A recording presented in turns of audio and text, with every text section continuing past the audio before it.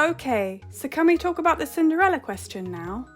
The Cinderella story is not new. It is old. It is so old that talk to any citizen of the world and you will find that their country may have a slightly different version of the Cinderella that you grew up with. Disney's version is the sanitized version.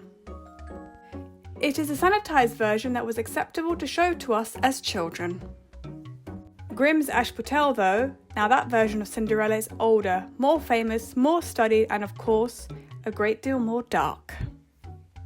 Grimm's Cinderella is the German version of Cinderella, hence the name of Ashputtel.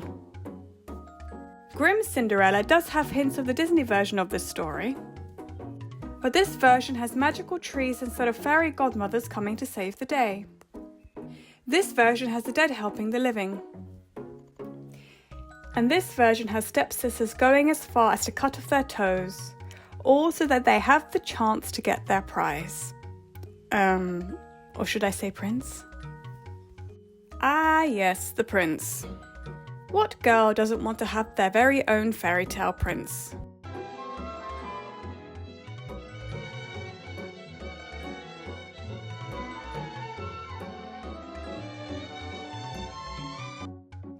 Girls grow up with this fairy tale of how one day their prince would come along and rescue them from their boring lives. Meanwhile, boys grew up thinking that girls would be lining up waiting to be rescued. Well, many boys began to have this worldview as soon as they got past their girls are icky stage. Mind you, do men actually ever bypass this stage? Do you consider yourself a misogynist? I love women and I actually understand them. You think you know better than they do? They want a guy that can lead them and dominate them. The prince himself, though, is not what is important about the Cinderella story. The prince is important because of what he represents. The prince is the patriarchy, and the girls getting their prince is how they see themselves as getting a piece of the privileges that come by being accepted by that very same patriarchy. Julia Quinn's and Bridgerton's version of Cinderella reveals why this story remains so popular and why it keeps being explored. Cinderella is, at its very heart, a reflection of the failure for many women to form communities and to form sisterhoods. Cinderella is a reflection of how, so very often, a woman's obsession with a man is from their obsession with gaining or regaining status, as is the case with both Sophia and Araminta in Kind. Dancing already with your eyes closed. I'm trying to remember this moment exactly so that if I wish, I can escape here. The Cinderella story fits in well with the Bridgerton narrative. Of course it does. It is based on the Regency era where most girls had parents that drummed into them the importance of getting a husband. They drummed this into them even when those same parents, many times, did not actually instruct them in how to keep that same husband. Inserts himself? Inserts himself where? What on earth do you and Mr. Finch do? We kiss, and then he makes an odd sound, and then he goes to change his breeches. His breeches remain on? Of course. Why must I be punished over and over? Sophie is not the man-crazy one. It's Araminta.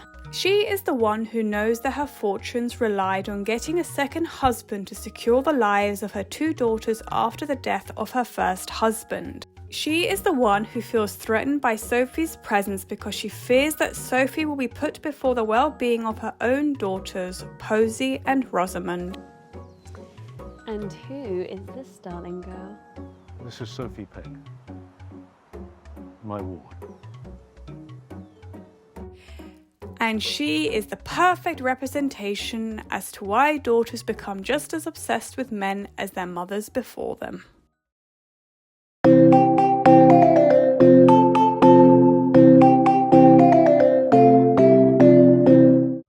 Cinderella and her prince. A girl and the man who she is certain will one day come and whisk her away to the perfect life that she knows is coming. This is the crux of the Cinderella story. This is the crux of the glaring and outdated setup between what it means to be a man and what it means to be a woman. And this is the story that formed many of our views on the relationship between men and women during our childhoods. This too, Cinderella, my slippers. Now don't forget, Cinderella, take my dress. Here, that's the buttonhole. Let's mess my skirt too and mind the ruff of your own. And Cinderella. Yes. The story we grew up with is an old story. It permeated our fairy tales. And it continues to present itself even in Regency-inspired stories with a definitive modern twist.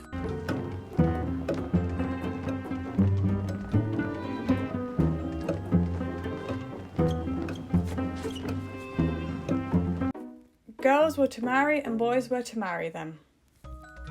Boys were the ones who went out to confront the dangers of the world, whereas their princesses would keep their castles and raise their children. This belief is something that the prince in Disney's Cinderella may not hold, but his father, the king, certainly does.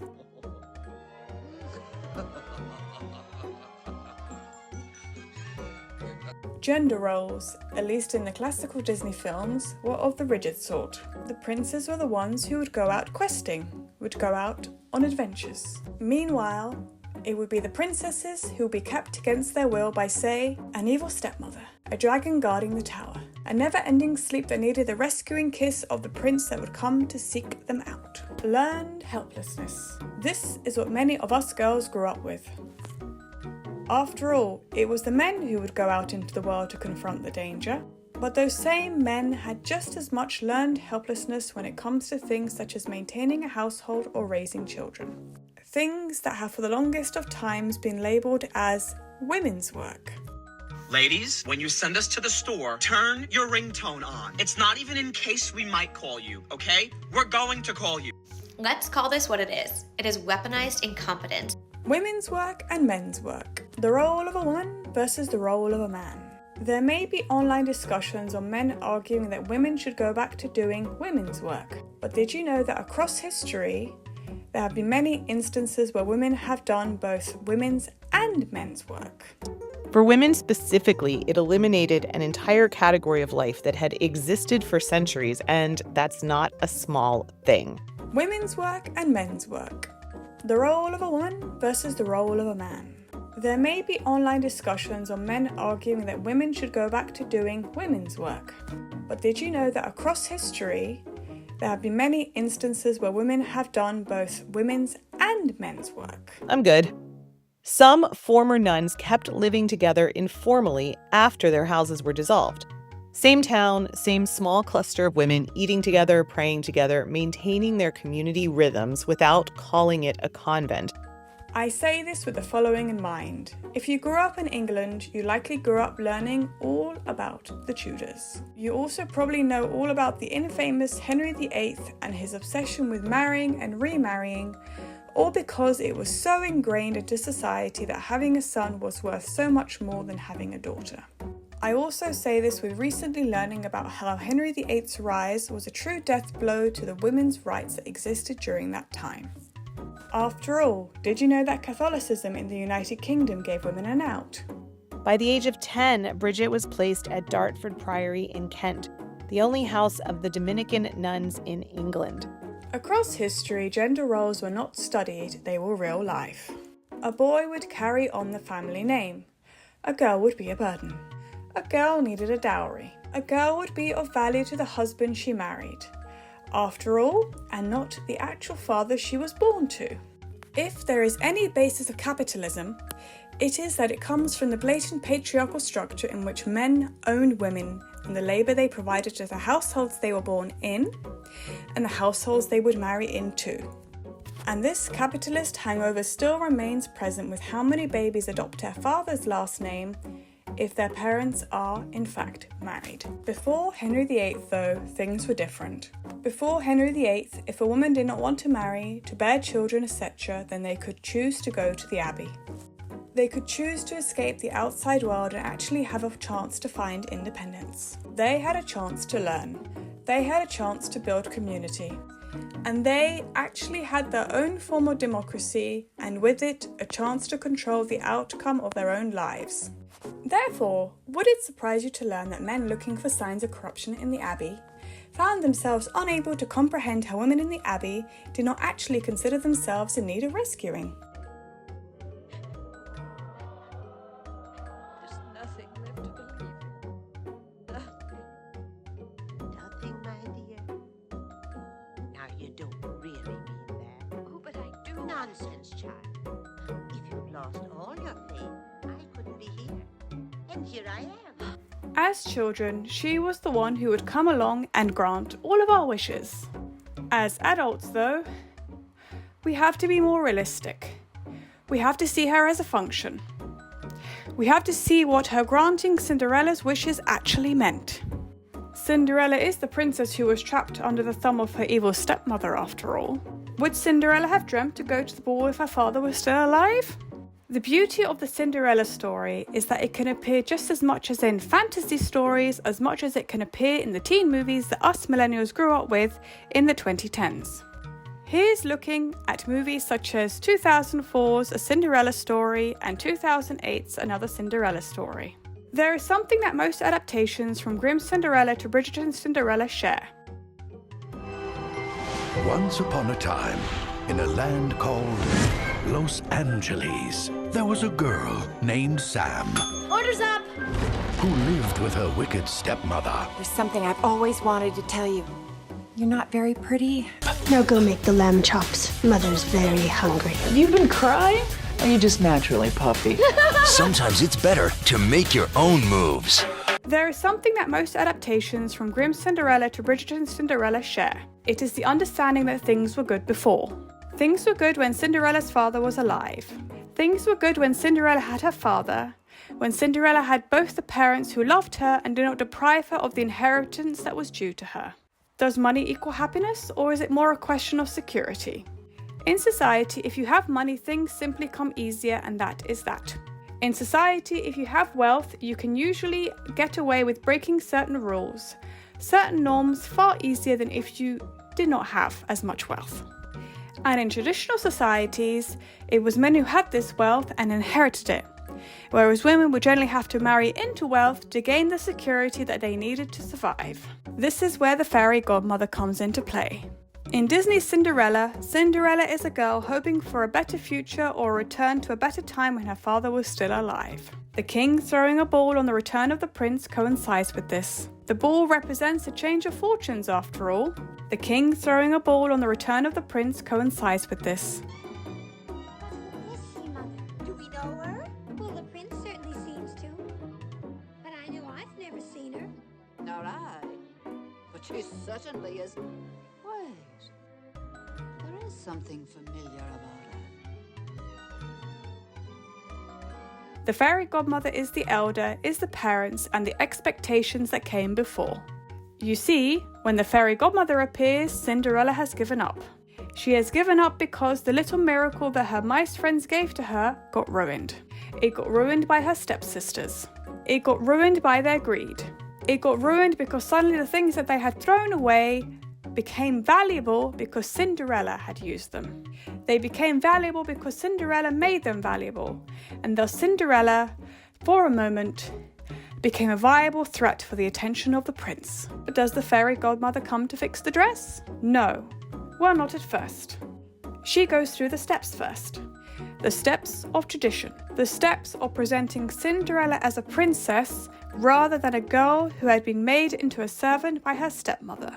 It is no secret, after all, that a prince should only marry a princess or a girl of acceptable social standing. Will you marry me? Yes. Yes, yes. I shall be your Viscountess. I shall marry you. It is no secret, after all, that a prince should only marry a princess or a girl of acceptable social standing. There is the coach, the horseman, and the footman, all props to make Cinderella look the part. You have got to fake it to make it at the end of the day, haven't you? These are what the fairy godmother puts first because this is what society would put first. Cinderella, though, did not consider any of this. she only considered the dress. She considered the dress because this was something that she had the power to achieve. This was her chance of repurposing her mother's old dress to finally step out from underneath her stepmother's thumb. And thus, this harkens back to patriarchal enforced learned helplessness. This harkens back to the notion that women cannot actually achieve things without a man, or, at large, the society. Because a patriarchal society has rules, and a patriarchal society exists to dictate how women must do things the right way, rather than her way.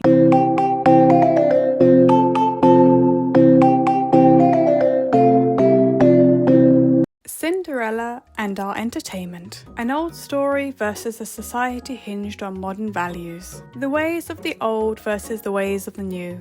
The foundation of stories that not only form the canon of fantasy literature, but the human condition as well. This is how our modern society fights against the Cinderella story, an example of traditional values. And this is the story that can now bring a conflict between what has been and what is now considered acceptable in polite society. Sophie. Be my mistress. It all comes down to values. It all comes down to what the majority found acceptable back then and what the majority finds acceptable now. In the past, you might have had the public square to express opinion, but that same public square is now global. It is so global that we can all partake in it. Many of us carry phones around in our pockets nowadays, after all. No matter the amount of outrage that has happened on social media about this, we need to face the facts. There are the women that you marry, and then there are women that you play with. Do you respect either? Living in the actual Regency era, a true servant would have likely jumped at the chance of being a nobleman's mistress. A life like that would have guaranteed the stability a servant could only dream of. In Sophie's case, it came across as wholly inappropriate. Bridgerton is a cultural phenomenon. That makes it a social media phenomenon. Netflix is the one who took up the role of making Bridgerton viable on the screen. Meanwhile, it was Shondaland who smoothed over, or attempted to smooth over, the less savoury elements of the Bridgerton books when it comes to its screen adaptation. The same Shondaland who gave Olivia Pope, in Scandal, the oomph that we all know her so well for. And the same Shondaland who brought multiculturalism to an otherwise white society.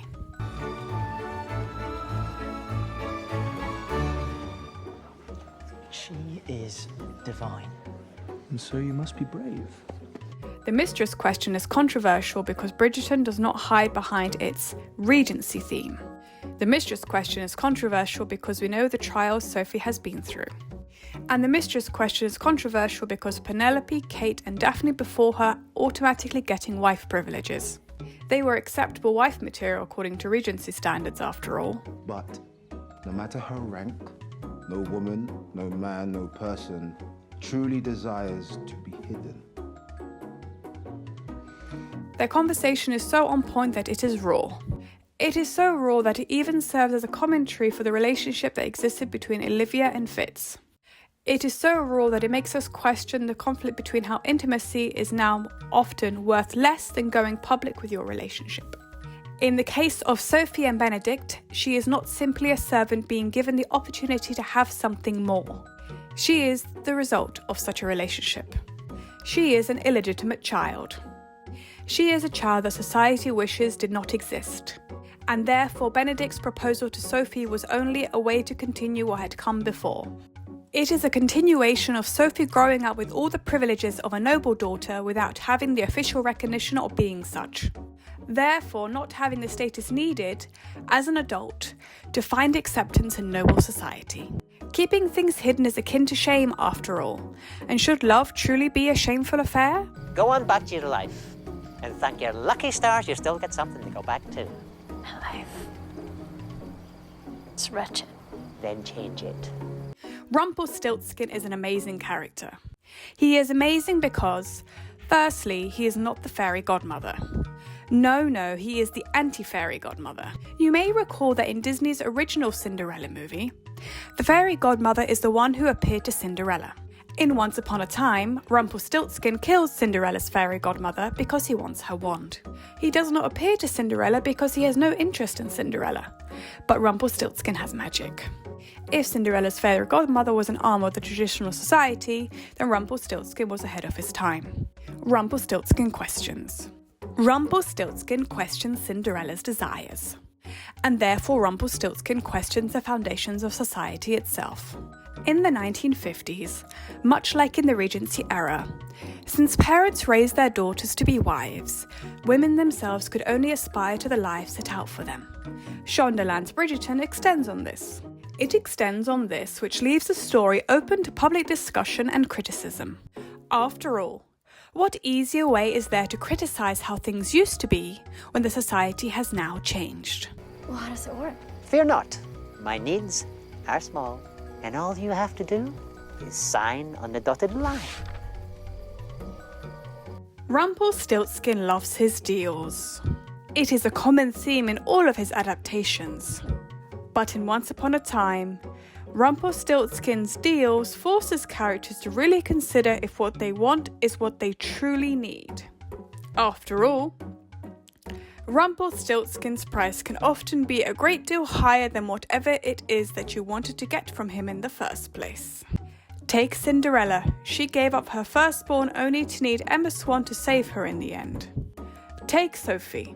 She knew that she should not have gone to Violet Bridgerton's ball at the start of season 4. She knew she should have not borrowed that dress nor borrowed those shoes. She was a servant.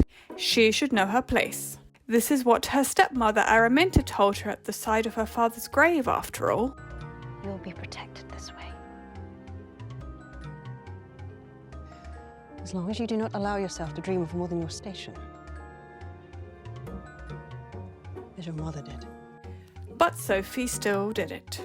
She still went, and, in doing so, she caught the sight of one Benedict Bridgerton in the midst of all other eligible ladies around him on that evening.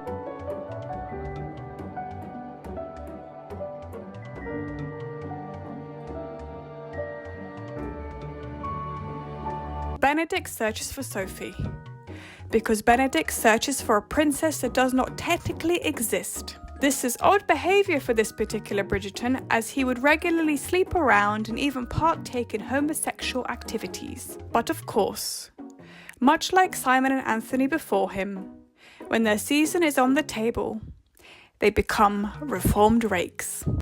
There are rumours of rakish behaviour, but everyone knows reformed rakes make the best husbands. This is where the true conflict of Bridgerton comes in. All these bachelors are rakes. All these bachelors become married men. These men have become married men even if they did not deserve the wives who they ended up with. When it comes to Sophie, it did not come down to Benedict's distasteful past. It came down to hers. After all, noble society is a petty society. If you have the right name, the right family, and the right education, your actions will not reflect poorly on you. Well, not if you are one of the men, that is. No, it is all about the women. It is all about their virtue. It is all about their dowries. It is all about whether they have the right to get husbands worthy of their station. I hope you being here tonight means you have decided to let her be. For her sake. So were men getting the better end of the deal then? There is Ella in Once Upon a Time. There is Sophie in Bridgerton. They are both treated as servants. They are both desperate to get out of their current circumstances. And they are both given the chance to escape, even if the means of doing so may put them in even more of a complicated position. After all, Ella has her deal with Rumpelstiltskin. Meanwhile, Sophie lives conflicted between how her father raised her and how noble society sees her. Both women have fallen from grace. Both sought a way out, and both turned their attention towards men. Every year when I was growing up, I used to watch these fireworks from afar. And I knew what they meant. Something special was happening at the palace. The mistress question, though, That remains at the centre of the conflict between how society once was and how society now is. In our modern society, of course the public square was an uproar. Bridgerton was multiracial. It was using strings versions of modern songs that we could listen to on everything from the radio to Spotify. Bridgerton was not supposed to bring up Sophie's stark reality. The reality in which her father having relations with the wrong sort of woman would forever taint her. And we certainly were not supposed to admonish Sophie when her resolve wavers. Made a mistake, which is no excuse, really. I know better than that. I promised myself I would never fall into bed with a gentleman, and I broke that promise. For you! Indeed. The Cinderella story remains timeless. The values it espouses less so. Society may have once been set up where men could be full people but women could not.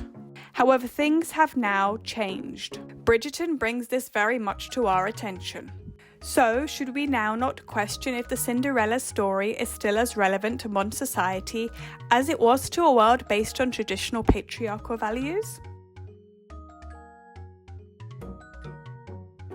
Cinderella and our modern society. A girl waiting for her prince. A boy expecting to receive his princess, and a society in which the values that permeated our media as children now directly conflicts with our day-to-day interactions with life and with each other. Stories may form the foundation of the human condition. However, does that mean our foundation stories are still relevant to how our society is today? And I do not wish to, but I wish to do something of meaning, Will. Lady Danbury helped the Queen reshape our society. I am decorating. The Cinderella story then and the Cinderella story now. It all comes down to the collective story of humanity itself. Stories make up the human condition because stories is how we best continue to perceive the world that is around us. And stories is what form the foundations of the major religions today because, as humans, we like to imagine that our lives too can have a tidy beginning, middle, and end. I was hoping you might stay forever.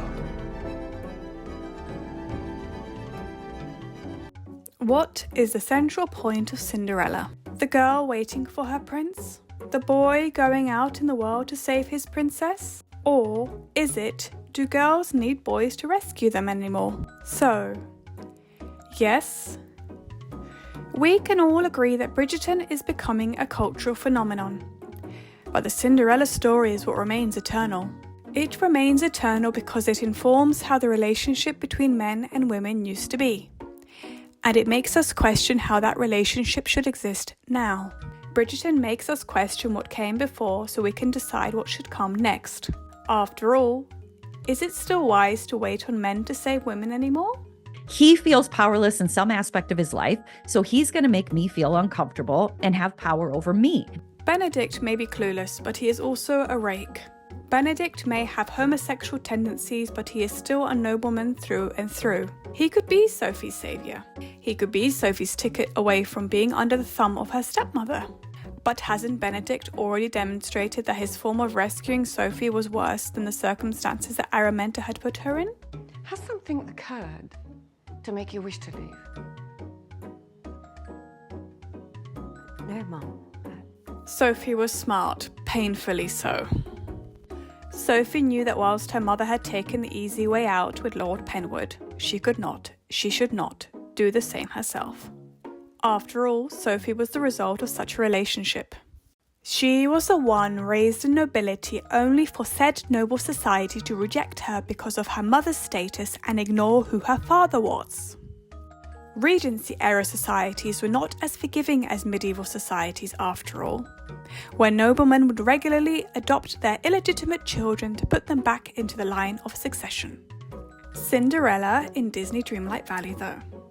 Well, she was starting with a blank slate because she could start with a blank slate. The forgetting permitted her to do this. It permitted her to do this because while she may have been living with us in the valley beforehand, before the forgetting, she was still burdened with her past, her stepmother and her stepsisters. And we all know that, in most adaptations, Those times were not pleasant for her.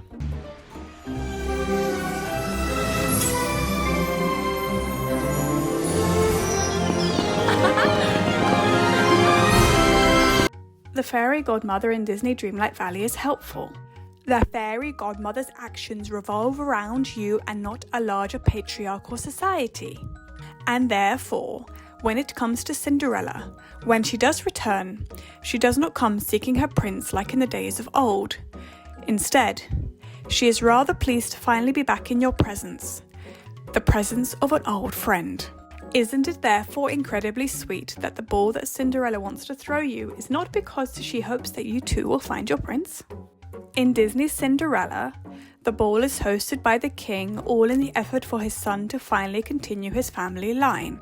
In Disney Dreamlight Valley and Bridgerton, well, balls are a time to socialise and a place to gather. Balls are an event. Balls are a time to build on relationships and connections and to get exposure. And balls are times when matriarchs can flex just as much power as men in the past have done before them. Who exactly do you think you are? I'm Zeus. Are you a hero? I most certainly am not. I am Zeus. Perhaps the Greek gods would still be in charge up there if Zeus had been a woman. The dynamic between Lady Danbury and Violet Bridgerton are two matriarchs who have so many links, they might as well be related. Mind you, Hyacinth ends up solidifying this with who she ends up marrying now, doesn't she? The dynamic between Lady Danbury and Violet Bridgerton are two matriarchs that do not compete against each other, but rather, they work together. They collaborate. They plan for a time when Lady Danbury's social standing gets passed to the Bridgerton matriarch. Agatha does not fear Violet taking over from her. She hopes for it. She hopes for an end to her social obligations. She hopes for a time when she can be her own woman rather than someone's wife, someone's grandmother, a society's matchmaker who never got to choose who she married in the first place. I long to travel, to visit my ancestral home. I have not been there since I was 4 years old. Lady Danbury wants to leave. Lady Danbury is handing over the reins, and yet Lady Danbury remains in shock that where she had overseen the coupling of Simon and Daphne, Anthony and Kate, and Colin and Penelope, she had no clue when it came to Benedict. And, in fact, if anything then, Season 4 shows the power of the community knowing things, and therefore the community being best placed to save Sophie when it matters in the end. Who is this? This is your new lady-in-waiting, Your Majesty, Mrs. Alice Mondridge. If Lady Danbury used her connections to enter new money, such as the Mondridge, into noble society, then Sophie's parentage is what finally blurred the lines between the nobles and their servants. Many nobles have always known the value of their servants when it came to scaring off unwanted suitors, as was the case with Daphne and Berbrook. But those servants themselves were really the star of the show when it came to Sophie. After all, if there was anyone who should have their rightful place in noble society, surely it should be one of their own such as Sophie was, no? You deserve to go tonight. You deserve to belong. It is your birthright, just as much as Miss Lee and Miss Percy. The idea of coming together also plays a huge part in Cinderella's friendship quest in Disney Dreamlight Valley. Cinderella starts this with the critters in the valley. But when she fails at this, she sets her sights on us, on our character, on our avatar. And she sets her sight on our memorabilia and the feeling of missing out to our school friends when we were young.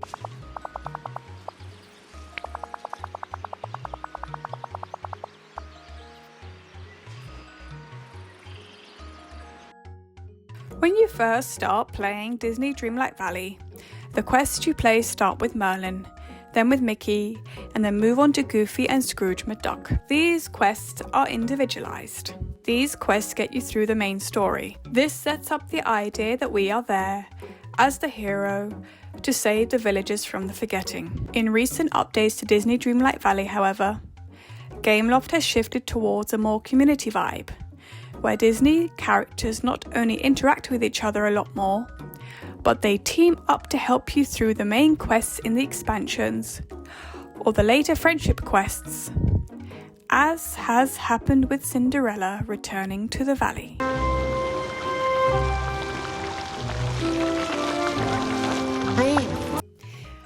The Cinderella story is an age-old story because the idea of a woman being their own person is a fairly new phenomenon. Outside of a woman escaping to nunneries in the past, women becoming their own person truly took off when, from the 1970s, they no longer had to rely on men to access things like bank accounts.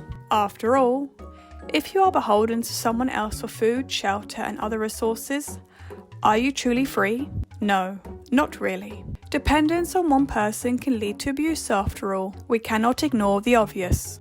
We, as humans, do not tend to deal well with unrestrained power over someone. But if that power is shared, well, then can it lead to something better? Something healthier maybe? What about a new Cinderella story then? A new story in which we finally come together as a society instead. I can say with complete conviction, Your Majesty, that I am by birth and by education a daughter of Penwood House.